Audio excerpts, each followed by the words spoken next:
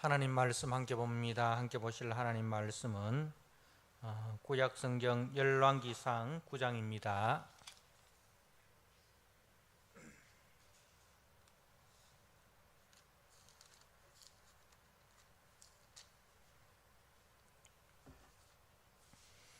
열왕기상 9장 1절에서 9절 말씀 주신 말씀을 봉독드립니다.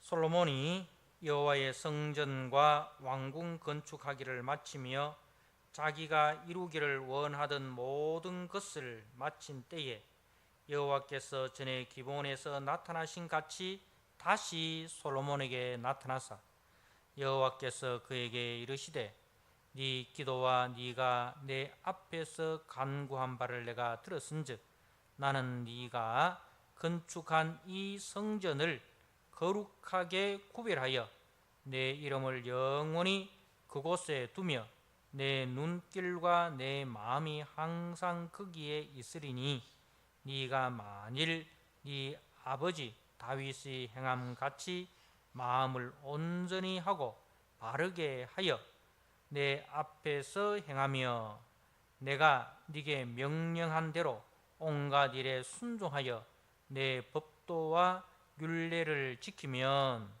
내가 네 아버지 다윗에게 말하기를 이스라엘의 왕위에 오를 사람이 네게서 끊어지지 아니하리라 한 대로 네 이스라엘의 왕위를 영원히 경고하게 하려니와 만일 너희나 너희 자손이 아주 돌아서서 나를 따르지 아니하며 내가 너희 앞에 둔 나의 계명과 법도를 지키지 아니하고 가서 다른 신을 섬겨 그것을 경배하면 내가 이스라엘을 내가 그들에게 준 땅에서 끊어버릴 것이요 내 이름을 위하여 내가 거룩하게 구별한 이 성전이라도 내 앞에서 던져버리니 이스라엘은 모든 민족 가운데서 속담거리와 이야기거리가 될 것이며 이 성전이 높을지라도 지나가는 자마다 놀라며 비웃어 이르되 여호와께서 무슨 까닭으로 이 땅과 이 성전에 이같이 행하셨는고 하면 대답하기를 그들이 그들의 조상들을 애굽 땅에서 인도하여 내신 그들의 하나님 여호와를 버리고 다른 신을 따라가서 그를 경배하여 섬김으로 여호와께서 이 모든 재앙을 그들에게 내리심이라 하리라 하셨더라. 아멘. 오늘 열왕기상 9장 1절에서 9절 말씀 하나님의 경고라는 제목으로 주신 말씀을 함께 나누고자 합니다. 오늘 본문의 말씀은 이제 솔로몬이 이 솔로몬 성전을 이제 건축을 하고 그리고 또 솔로몬의 왕궁을 건축하고 그러니까 이 큰 제 역사죠. 성전을 완공하고 또 그 왕궁을 완공한 그래서 오늘 말씀에 보면 솔로몬이 여호와의 성전과 왕궁 건축하기를 마치며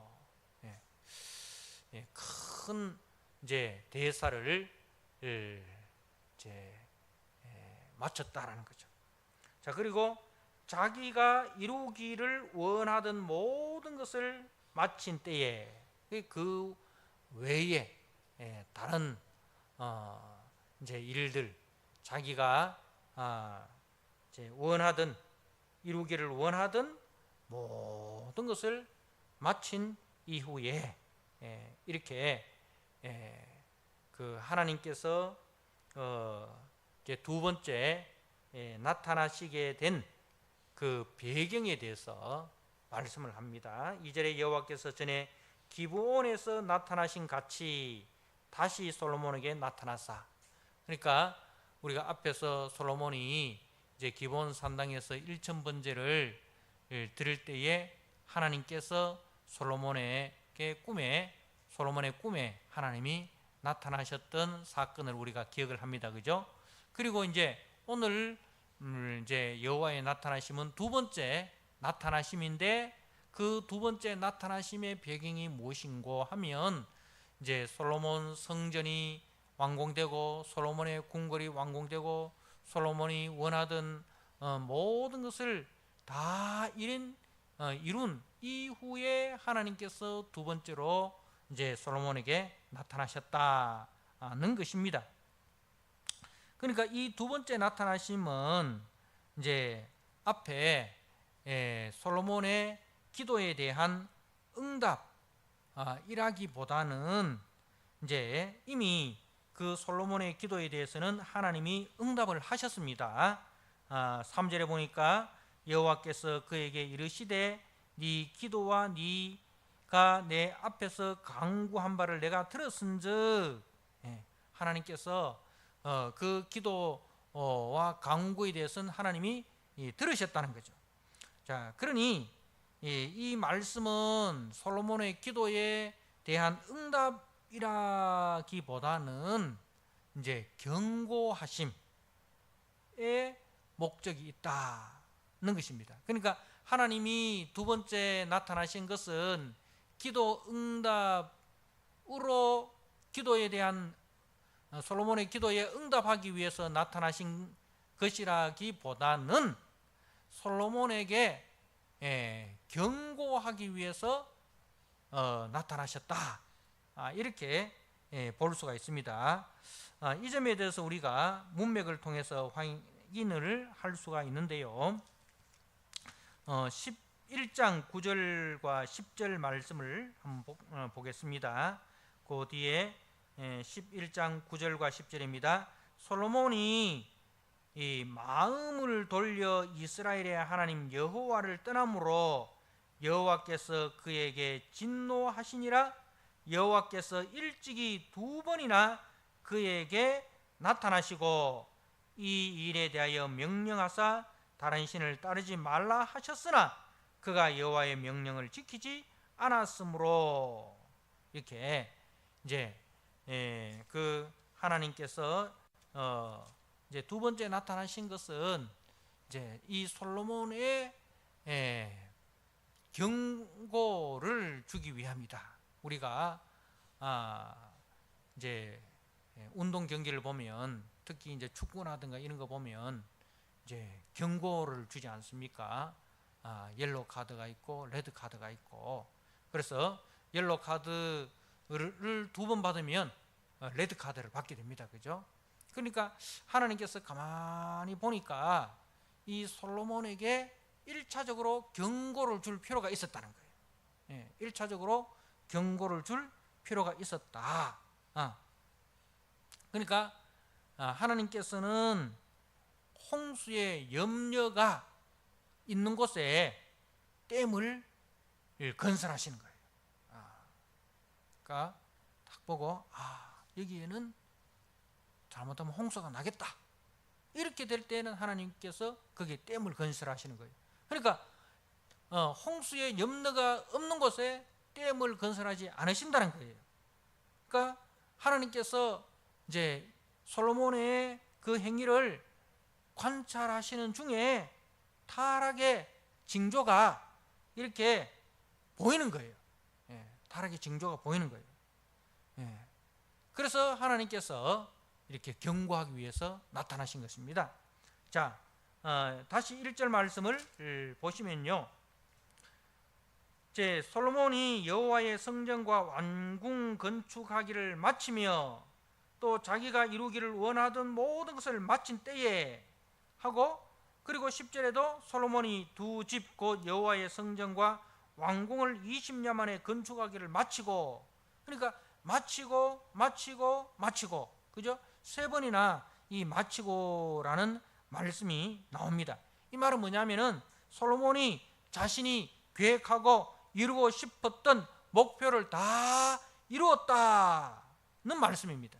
자, 그리고 1절에 자기가 이루기를 원하던 이 말은 어떤 뜻이냐면은 이제 애착을 갖고 원하던 이 말입니다.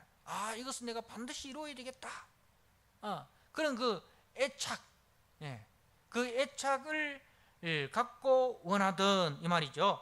그러니까 솔로몬은 그 성전 건축이라든가 왕궁 건축 이 일에 애착을 갖고 원했던 거예요. 그리고 이것뿐만 아니라 다른 것들, 자기가 애착을 갖고 계획하고 수행했던 모든 것을 이제 다 이루었다, 다 성공적으로 이루었다는 말씀입니다.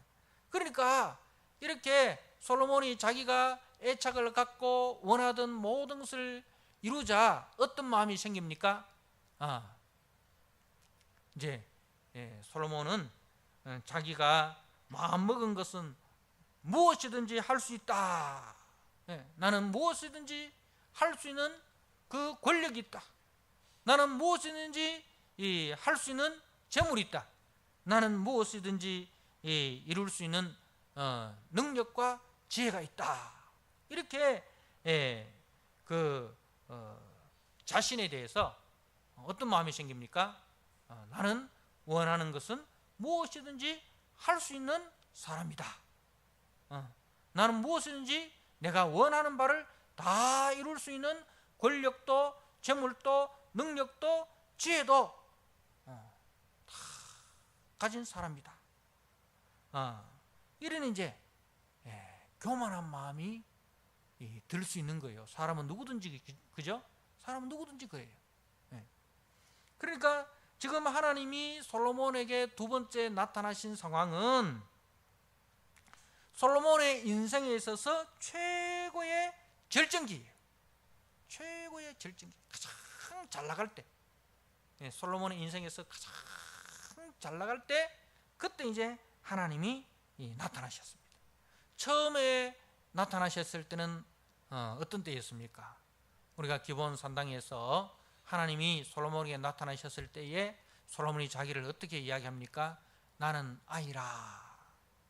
나는 아이라. 출입할 줄도 모르고. 나는 아이라. 출입할 줄도 모르고. 나는 작은데 백성은 너무 크다. 이렇게 이제 그 솔로몬의 인생에 있어서 하나님이 처음 나타났을 때는 솔로몬이 약하고 두려워 하나님을 의지하고 기도할 때, 그죠? 그래서 전심으로 하나님을 의지할 때, 그때 이제 하나님이 첫 번째 나타났는데, 지금 두 번째 나타난 이제 배경 상황은 완전히 반대예요. 그죠? 완전히 반대입니다. 자, 그래서 이제 하나님께서 이때가 위험한 때인 줄 아시고 이제 솔로몬에게 나타나셔서 경고를 주시는 거예요. 자, 그 경고의 내용이 4절에서 7절 말씀 제가 한번 읽어드립니다.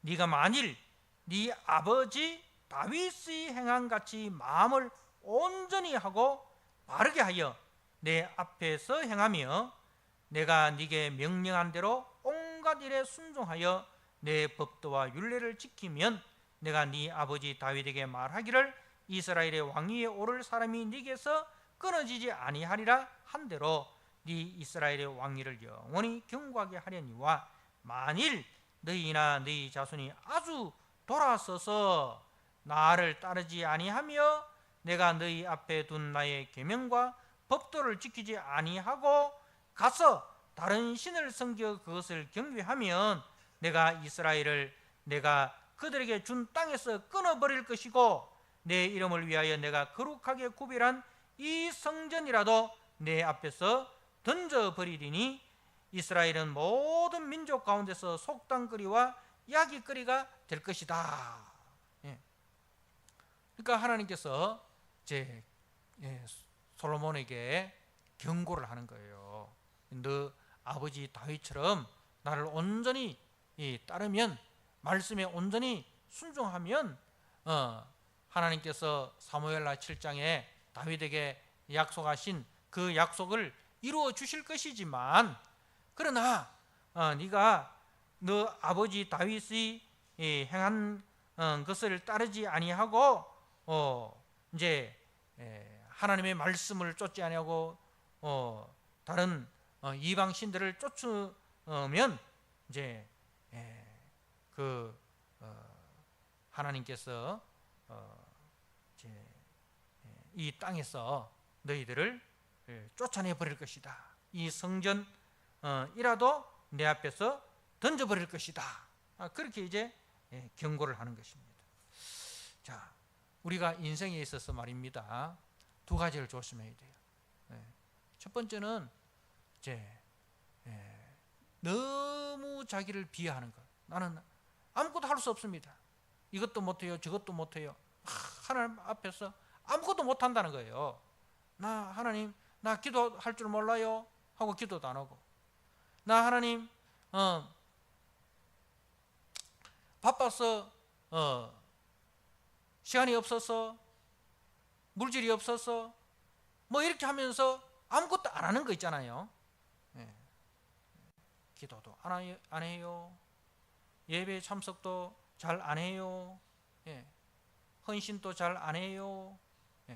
못해. 이렇게 하나님 앞에서 아무것도 못한다. 나는 너무 연약했어. 난 너무 부족했어. 이렇게 하나님께서 이제 우리를 부르시고 우리를 구원하실 때에 각자에게 하나님은 은사와 직분을 다 주십니다. 그죠? 하나님께서 우리를 하나님의 일꾼으로 부르실 때에 그 일꾼으로 일할 수 있는 그 지혜도 주시고 연장도 주셔요. 그죠? 우리가 일꾼을 불러서 일을 시킬 때 다 어떻게 합니까? 일할 수 있도록 연장을 다 주지 않습니까? 그죠? 목수로 부르면 목수로 일할 수 있는 연장을 다 줍니다. 근데 하나님이 그 주신 것을 받아놓고도 받지 않은 자처럼 너무 자기를 비하하는 것. 이거는 뭐예요? 너무 자기를 비하하는 것. 이건 겸손이 아니에요. 이건 겸손이 아니에요. 이것도 문제죠. 하나님 앞에서 하나님이 주신 것을 알지도 못하고 하나님이 주신 것을 활용하지도 않고 아무것도 하지 않는 것. 이것도 문제지만 또 하나의 문제는 지금 이제 이것도 성공하고 저것도 성공하고 다 성공을 했어요. 그래서 이제 그 이후에 뭐냐면은 나 하나님 없이도 할 수 있어. 내가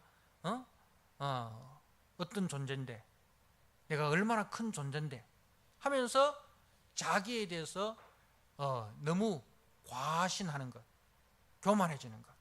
이것도 문제입니다.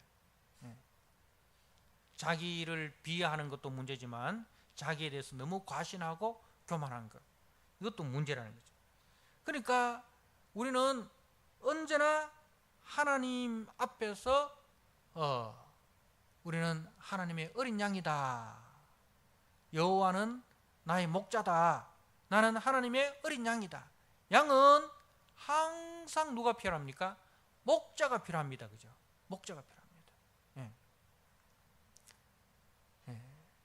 그래서 내가 가난할 때도 목자가 필요하고, 내가 부유할 때도 목자가 필요하고, 내가 병들고 연약할 때도 목자가 필요하고, 내가 건강하고 잘 나갈 때도 목자가 필요한 거예요. 그래서 항상 나는 주님이 필요합니다. 왜? 양은요, 양은 목자가 없으면 살아갈 수 없는 연약한 존재예요. 양은 목자의 보호와 목자의 돌보심, 목자의 사랑이 없으면 스스로의 힘으로는 살아갈 수 없는 존재가 양이라는 존재예요. 그래서 하나님께서 하나님의 백성을 양이라고 말씀하는 이유는, 양은 다른 그 가축들과 달리 그 목자의 돌보심이 없으면 살아갈 수 없는 연약한 존재예요. 그래서 목자가 없으면 항상 그 양을 호시탐탐 노리는 이리와 늑대의 표적이 됩니다. 이리와 늑대의 표적이 됩니다. 그래서 우리가 시편 23편 이제 그 말씀에 보면 이제 주의 지팡이와 막대기가 나오지 않습니까? 주의 지팡이와 막대기로 나를 안위하시나이다 할 때에 그 지팡이와 막대기가 어떤 용도냐 하면 이제 그 지팡이는 이렇게 이렇게 좀 손잡이 부분이 이렇게 구부러져 있습니다. 이 지팡이는 어떤 용도냐면 양들이 가다가 잘못 이렇게 디뎌 가지고 양들이 뒤집어지는 거예요.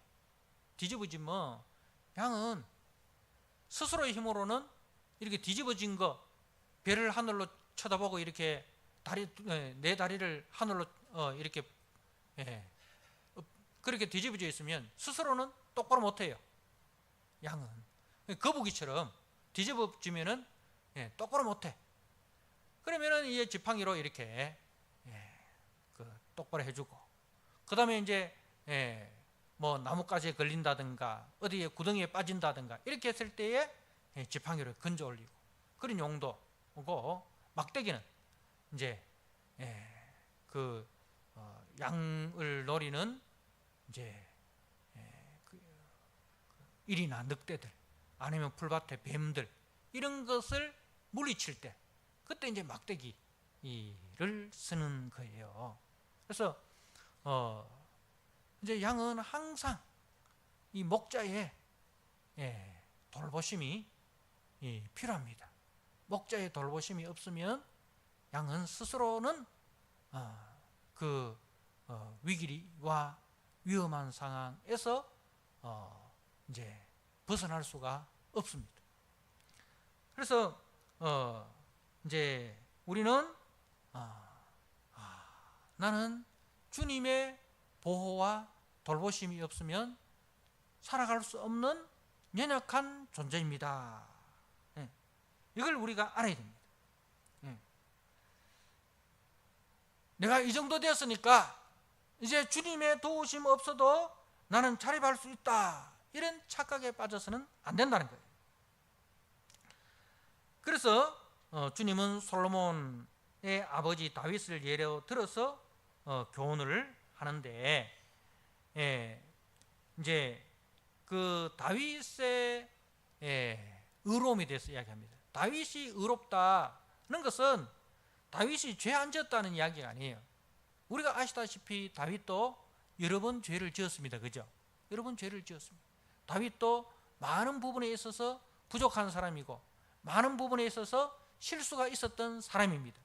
근데 이제 다윗은 언제나 하나님의 말씀이면 순종하는 사람이었습니다. 자기가 죄를 짓고 그 죄를 깨닫지 못했을 때에도 하나님의 선지자가 와서 그 죄를 책망할 때 한 번도 변명하지 않아요. 변명하지 않고 즉시 그 하나님의 말씀 앞에 엎드리고 그 말씀 앞에 회개하고 그 말씀 앞에 돌아서는 사람입니다. 그게 이제 다윗이 하나님 앞에 의롭다, 온전하다 이렇게 칭찬받은 이유입니다. 그리고 다윗은 이제 한 번도 이방신을 따르지 않습니다. 우상을 따르지 않습니다. 이방신과 우상을 섬기는 일을 하지 않았던 사람입니다. 그러니까 다윗은 신앙에 굴곡이 있었지만, 신앙의 실수도 있고 신앙의 연약한 부분도 있었지만, 그러나 언제나 여호와는 나의 목자시니 하고 목자 되신 주님을 이제 따르려고 하던 사람, 그리고 주의 말씀, 주의 율법을 따르려고 애썼던, 그리고 이방신들을 섬기지 않았던 사람. 그래서 하나님께서 다윗의 그 인생을 의롭다, 온전하다 그렇게 인정해 주셨습니다. 그러니까 우리는 부족하고 우리는 연약하지만 나의 연약함을 알고 나의 부족함을 알고 또 하나님께서 나의 그 부족함이나 실수를 책망하실 때에 변명치 않고 즉시 회개하고 하나님 붙잡고 하나님께로 돌아올 때 하나님은 우리를 의로운 인생이라 그렇게 인정해 주신다는 것입니다. 그러니까 인생에 있어서 이제 제일 위험한 때가 언제냐? 바로 그 모든 일이 자기가 계획했던 일들이 다 이루어졌을 때에 그 계획했던 것을 성취하였을 때에 성취감과 자신감에 도취되었을 때 그때 자고하게 되고 그때 교만하게 되고 그때가 최고의 위기의 순간이다는 것을 아셔야 됩니다. 그래서 우리가 고린도후서 12장에 보면 사도 바울이 이 삼층천을 경험하였습니다. 바울이 말입니다. 그 하늘나라를 천국을 갔다 온 사람입니다. 자, 우리가 고린도후서 12장 말씀을 한번 볼까요?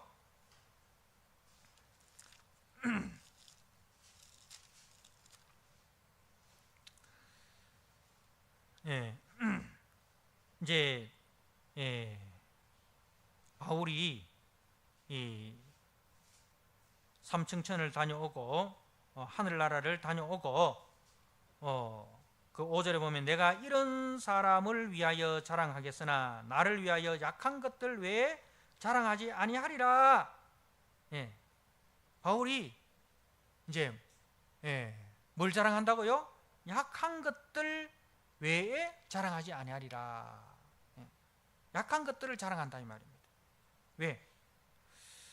자, 그래서 그 7절에 여러 계시를 받은 것이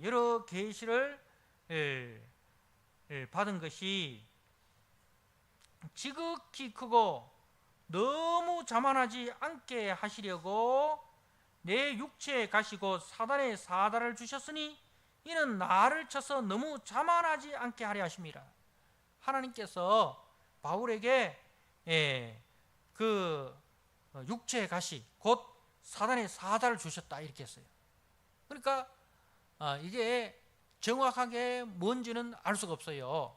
바울의 육체의 가시가 어떤 사람은 안질이다, 어떤 사람은 간질이다, 뭐 이렇게 여러 가지로 이야기를 하는데 어떻든 뭔지는 정확히 알 수 없지만은 이제 바울에게 있어서 정말 복음을 전하는 데 있어서 너무 방해가 되는 거예요.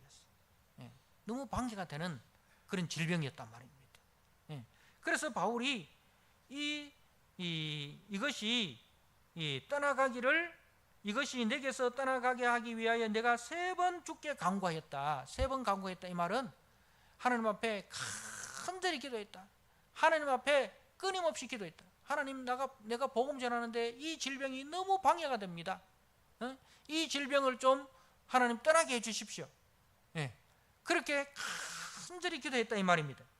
그런데 주님이 하시는 말씀이 9절에 나에게 이르시기를 내 은혜가 네게 족하도다. 이는 내 능력이 약한 데서 온전하여짐이라. 하나님의 능력이 이 약한 데서 온전해진다는 거죠. 내가 약할 때 주님의 그 강하심이 나타나는 거예요.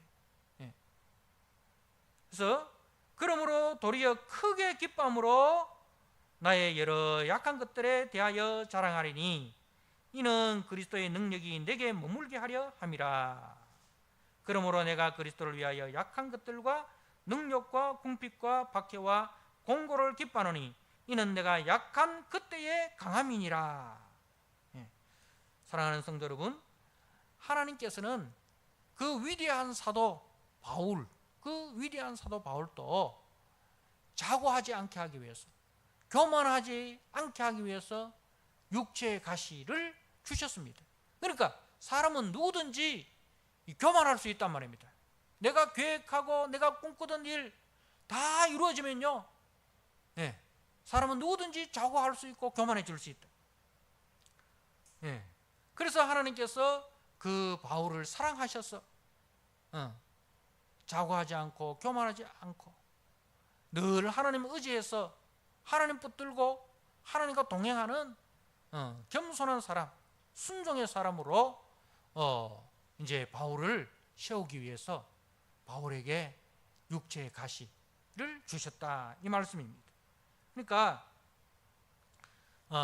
우리가 인생에 있어서 항상 하나님의 말씀을 순종하는 것 외에는 우리의 안전을 보장해주는 안전장치가 없다는 겁니다. 예. 그래서 나는 연약합니다. 예. 나는 부족합니다. 주님이 나를 떠나시면 나는 아무것도 아닙니다. 나는 주님의 어린 양입니다. 예. 목자 되신 주님이 떠나면 나는 아무것도 아닙니다. 예. 이런 항상 주님 앞에서 낮은 자, 겸손한 자로서 종이 이 주인을 바라보듯이 늘 우리가 주님을 바라보는 자가 되어야 돼요. 주님을 바라보는 자.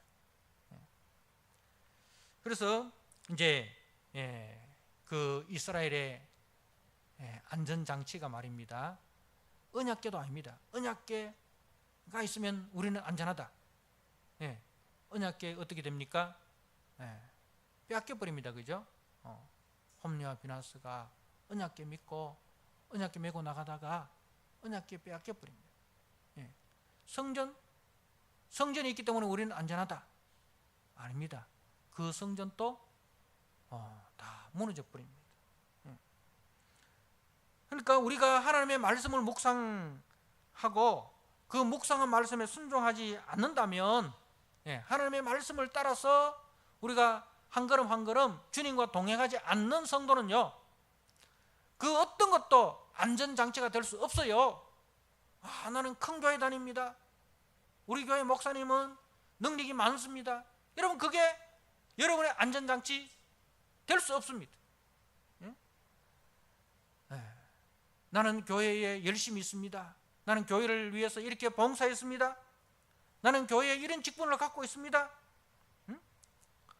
이런 것도 결코 여러분의 신앙의 안전장치가 될 수 없습니다. 신앙의 안전장치는 오늘 말씀처럼 다윗의 길로 행하는 거예요. 다윗의 길이라는 것은 뭐예요? 항상 나는 하나님의 어린 양입니다. 주님이 나를 떠나면 나는 아무것도 아닙니다. 그래서 이제 왕일지라도 이스라엘의 왕은 오직 하나님만이 이스라엘의 왕입니다. 여호와는 나의 목자입니다. 여호와는 나의 피난처입니다. 여호와는 나의 산성입니다. 여호와는 나의 요새입니다. 여호와는 나의 바위십니다. 계속 여호와를 앙망하고 그 여호와의 말씀을 따라서 인생의 한 걸음 한 걸음 걸어가는 그 인생이 가장 안전한 인생입니다. 여러분, 솔로몬에게 하나님이 두 번째 나타나신 상황이 어떤 상황이라고요?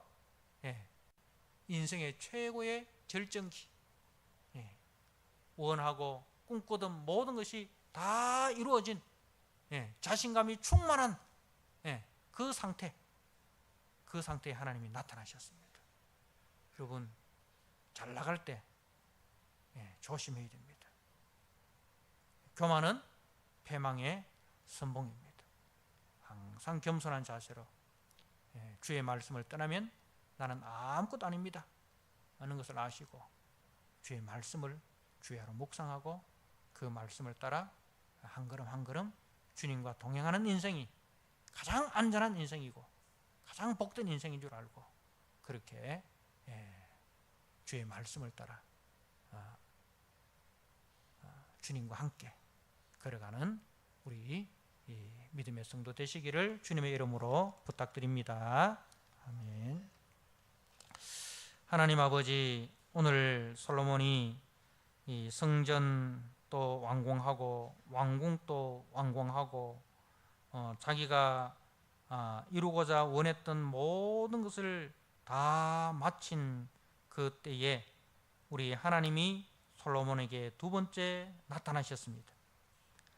솔로몬의 인생의 최고의 절정기에서 하나님은 솔로몬에게 나타나셔서 경고하셨습니다. 교만하지 말라, 자고하지 말라. 너 아버지 다윗과 같이 온전한 마음으로 여호와의 말씀을 따라 순종하라. 이방의 우상을 따르지 말라.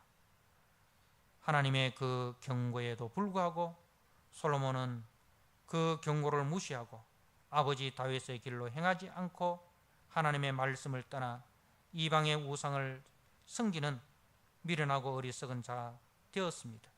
그리할 때에 그 솔로몬의 인생은 그야말로 하양 곡선이 되어버렸습니다. 솔로몬의 사후에 그 아들 르호보암 때에 그 강하던 왕국이 두 쪽으로 나누어져 버렸습니다. 하나님 아버지, 우리 인생에 있어서 안전지대는 어디에도 없다는 것을 알게 하여 주옵소서. 언약궤도, 성전도, 교회의 크기도, 우리의 과거의 열심도, 과거의 그 헌신도, 그 어떤 것도 우리의 안전장치가 아니라 오늘 내가 하나님 앞에서 하나님의 어린 양인 줄 알고 하나님의 말씀을 따라 한 걸음 한 걸음 주님과 동행하는 그 겸손한 마음이, 겸손한 그 신앙이 하나님 앞에 안전지대인 줄 알고 아버지, 그렇게 우리가 한 걸음 한 걸음 주의 말씀을 따라 걸어가는 우리 인생 되게 하여 주옵소서. 교만은 패망의 선봉이고 겸손은 종기의 앞잡이라 하였습니다. 항상 하나님 앞에 겸손하여 주님 말씀 의지하고 그 주의 말씀을 따라 걸어가는 우리 이 성도들 다 되게 하여 주옵소서. 예수님께 하신 이름으로 감사하며 기도드리옵나이다. 아멘.